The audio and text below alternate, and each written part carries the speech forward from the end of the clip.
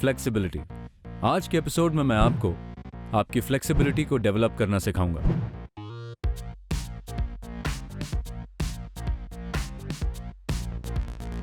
Flexibility को हम दो हिस्सों में बांट देते हैं, अपर बॉडी फ्लेक्सिबिलिटी और लोअर बॉडी फ्लेक्सिबिलिटी।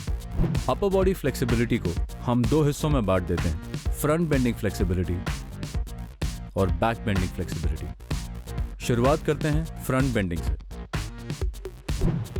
पहले अपने पैरों को अपने शोल्डर विड्थ के दुगने डिस्टेंस पर स्ट्रेच कीजिए। अब धीरे से अपने हाथों को ऊपर की तरफ स्ट्रेच कीजिए। एक लंबी सांस लेकर सांस बाहर छोड़ते हुए अपने पैरों की तरफ बेंड कीजिए। अपने घुटनों को बिल्कुल सीधे रखते हुए अपनी उंगलियों से फ्लोर को टच करने की कोशिश कीजिए। अगर आप इसे आसानी से कर सकते हैं तो अपने पाम्स से फ्लोर को छूने की कोशिश कीजिए। जिनके लिए यह भी आसान है वो अपने घुटनों को बिल्कुल सीधे रखते हुए अपने एल्बोज से फ्लोर को टच करने की कोशिश कीजिए।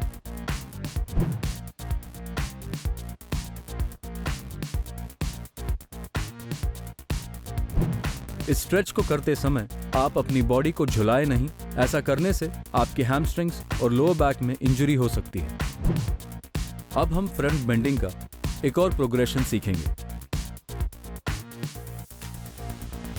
पहले अपने पैरों को जोड़ लें। अब अपने हाथ ऊपर की तरफ स्ट्रेच करके एक लंबी सांस लेकर सांस बाहर की तरफ छोड़ते हुए धीरे से अपने पैरों की तरफ बेंड करके अपने टोस को टच कीजिए। इसी पोजीशन में 5 सेकंड के लिए होल्ड करके दोबारा सांस बाहर छोड़ते हुए अपने स्टार्टिंग पोजीशन पर लौट जाइए।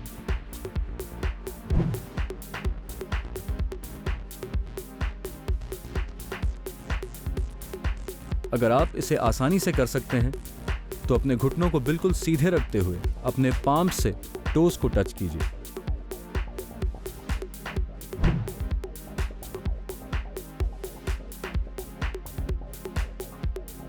जिनके लिए यह भी आसान है वो अपने घुटनों को सीधे रखते हुए अपने अकिलीज टेंडन को पकड़कर अपने माथे को अपने घुटने पर टच करने की कोशिश कर सकते हैं।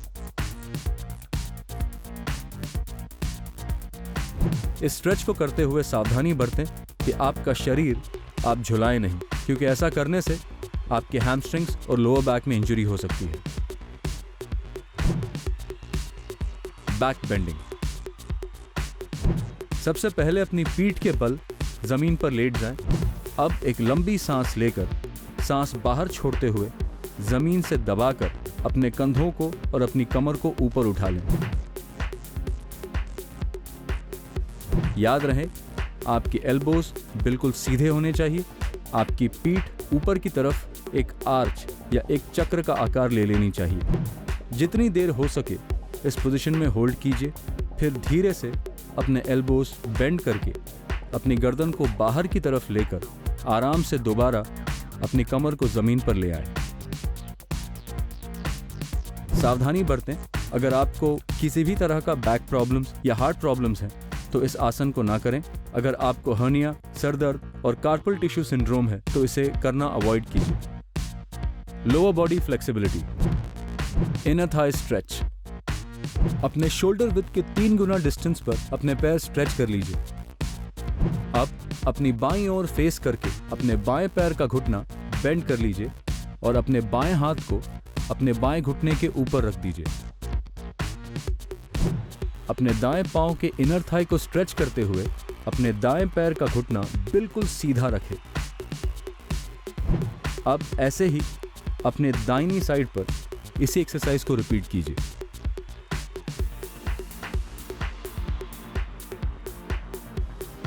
याद रहे कि आपकी पीठ बिल्कुल सीधी होनी चाहिए और नीचे आते समय आपकी सांस अंदर की तरफ लें।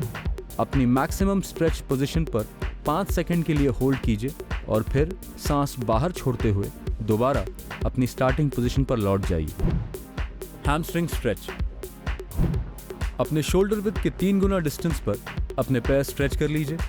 अब अपने लेफ्ट हैंड साइड पर धीरे से अपना वेट शिफ्ट करते हुए अपने राइट लेग को अपनी हील पर ले लें।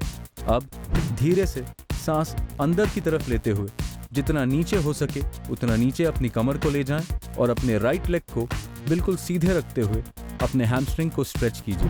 अब ऐसे ही अपने दाहिनी साइड पर इसी एक्सरसाइज को रिपीट कीजिए। अपने फाइनल पोजीशन पर 5 सेकंड्स के लिए होल्ड करने की कोशिश कीजिए और दोबारा अपनी स्टार्टिंग पोजीशन पर आते समय सांस बाहर की तरफ छोड़िए। अब हमने इस सीरीज के जरिए जो कुछ सीखा है उस पर एक नजर डालते हैं।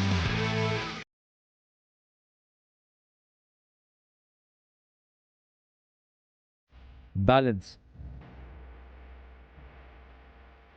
वृक्षासन। इस आसन को करने से आपका कंसंट्रेशन इंप्रूव होगा। एक पदासन। इस आसन को रेगुलरली करने से आपका बैलेंस इंप्रूव होगा, आपकी पीठ और टांगे मजबूत बनेंगे। तोलासन। इस आसन को रेगुलरली करने से आपकी पीठ, कमर और कंधों की शक्ति बढ़ती है। बाकासन।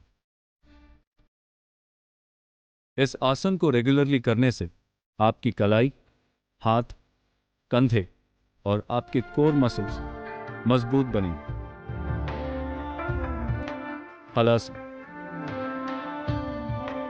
इस आसन को रोज करने से आपकी पाचन क्रिया यानी डाइजेशन इंप्रूव होती है और इस आसन को नियमित रूप से करने से मेनोपॉज, इनफर्टिलिटी, इंसोम्निया, सर दर्द, यहां तक कि साइनसेस भी आपको परेशान नहीं करेंगे।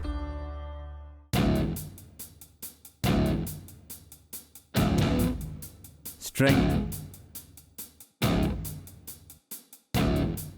स्ट्रेंथ को हम 2 हिस्सों में बांट देते हैं, अपर बॉडी स्ट्रेंथ और लोअर बॉडी स्ट्रेंथ। शुरुआत करते हैं बेसिक पुशअप से। इस एक्सरसाइज को रेगुलरली करने से आपकी chest, shoulders, triceps, back, four arms और कोर मसल्स बहुत ही बेहतरीन तरीके से डेवलप होती हैं। Outward grip pushups.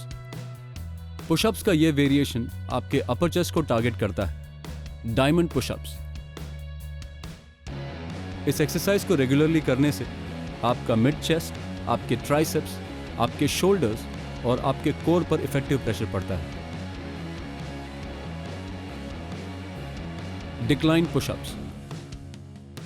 पुशअप्स का यह वेरिएशन आपके लोअर चेस्ट को डेवलप करने के काम आता है। Basic pullups. इस एक्सरसाइज को रेगुलरली करने से आपके फोर आर्म्स, आपके बाइसेप्स और आपकी ग्रिप स्ट्रेंथ बढ़ेगी। L shape dips. इस एक्सरसाइज को रेगुलरली करने से आपके ट्राइसेप्स, आपके शोल्डर्स, आपके लोअर चेस्ट और आपके कोर पर बहुत ही ट्रिमेंडस प्रेशर पड़ेगा और इफेक्टिव तरीके से ये सारे मसल ग्रुप्स डेवलप होंगे।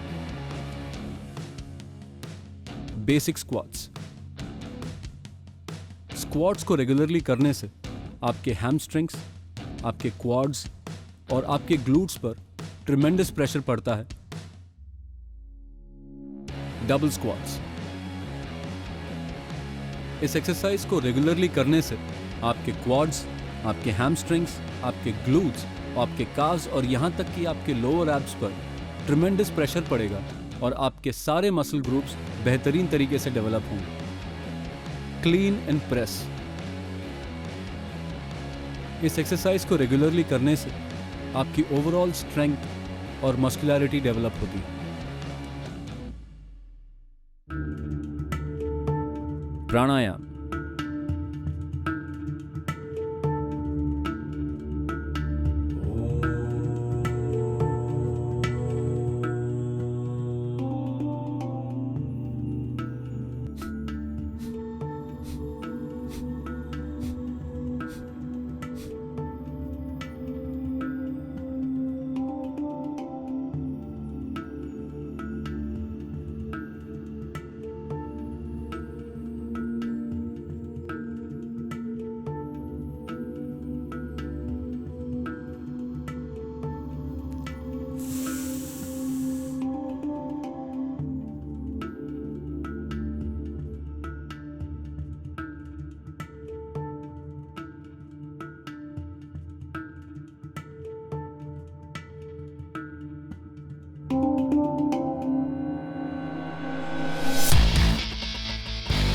स्टैमिना।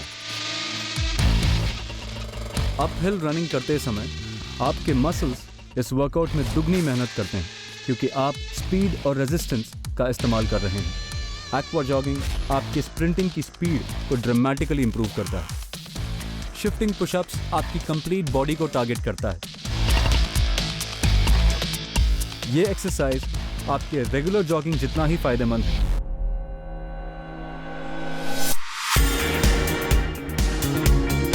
पावर को हम दो हिस्सों में बांट देते हैं। पहला, upper body punching and blocking power. Upper punch, ये आपके आर्म डिस्टेंस या उससे भी नजदीक होने वाले ओपोनेंट से अपने आप को डिफेंड करने के लिए इस्तेमाल किया जाता है। मिडिल पंच, ये पंच आपके आर्म डिस्टेंस या उससे नजदीक होने वाले ओपोनेंट से खुद को डिफेंड करने के लिए काम आता है। लोअर पंच, यह बहुत ही डेंजरस पंच है क्योंकि इसे अपने ओपोनेंट के ग्रोइन एरिया पर टारगेट किया जाता है। Lower body kicking power. शुरुआत करते हैं राउंड हाउस किक या स्लैप किक से। राउंड हाउस किक के फायदे।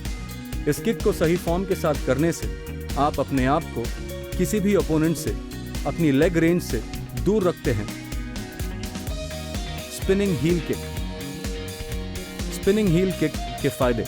ये किक आपके ओपोनेंट को सरप्राइज करने के काम आता है, इसीलिए इस किक को नियमित रूप से प्रैक्टिस करने से आपकी टर्निंग स्पीड और अवेयरनेस इंप्रूव होती है। टोर्नेडो किक या 360 डिग्री किक। टोर्नेडो किक के फायदे। ये किक आपके ओपोनेंट को सरप्राइज करने के काम आता है। इसे रेगुलरली करने से आपकी अवेयरनेस, शिफ्टिंग और टर्निंग स्पीड में काफ़ी हद तक इंप्रूवमेंट होती है। उम्मीद करता हूँ इस फिटनेस सीरीज़ के ज़रिए आपने जो कुछ सीखा है वो आपके फिटनेस लेवल्स को इम्प्रूव करने में आपकी मदद करेगा। याद रहें, इन सारे एक्सरसाइजेस को रेगुलरली कीजिए क्योंकि फिटनेस एक डेस्टिनेशन नहीं, एक जर्नी है।